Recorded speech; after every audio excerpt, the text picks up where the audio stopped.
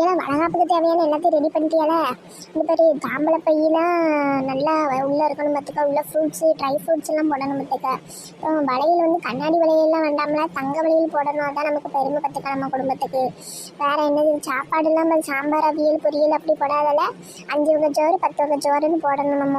நம்ம பெருமையெல்லாம் உன்னோட இதெல்லாம் நம்ம இதில் தான் காமிக்கணும் பார்த்துக்க. நல்லபடியாக செலவு பண்ணல பார்த்துக்க, சாதாரணம் விட்டுறாத.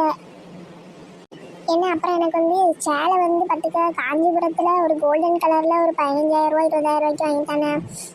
சரியா?